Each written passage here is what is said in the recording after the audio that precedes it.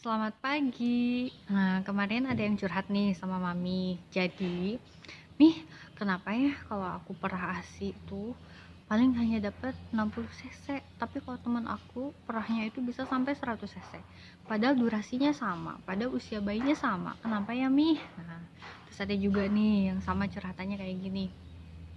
Mih, katanya kata Mami itu kalau bayi baru lahir itu 2 jam jadwal nyusunya, rentangnya dari nyusu satu ke nyusu kedua.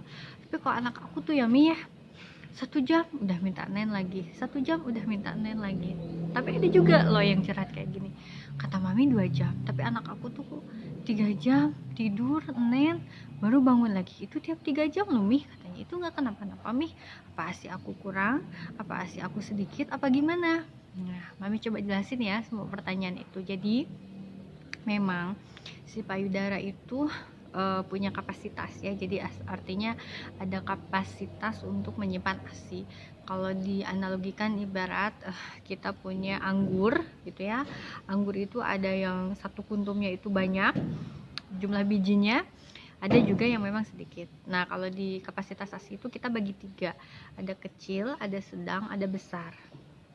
Bisa saja misalkan si ibu A itu kapasitasnya kecil, jadi yang nyimpan asinya sedikit. Jadi ketika bayinya menyusu itu biasanya 1 jam dia misalkan analogikan 100 cc. Nah 1 jam lagi si bayi udah minta. Tapi misalkan si ibu kedua karena punya kapasitas besar, sekalinya nyusu dia misalkan lebih dari 150 cc. Jadi si bayi Nyonya B bisa 3 jam sekali baru bangun, baru lapar lagi gitu, baru minta susu lagi setelah 3 jam.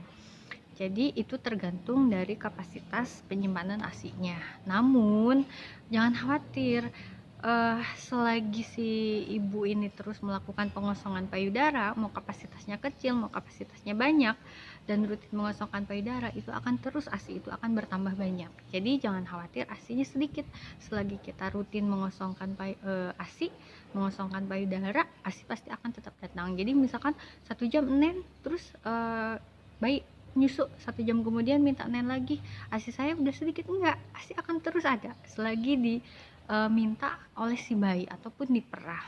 Beda cerita kalaupun kapasitasnya besar tapi jarang diperah misalnya ya, atau jarang disusukan, ya lama-lama si kantongnya itu juga akan nggak terisi lagi, yang akhirnya bikin payudara sedikit gitu. Gimana, jelas? Tapi jangan salah juga, yang membuat berbeda kapasitas payudara besar sedang kecil itu bukan ukuran payudara, beda loh.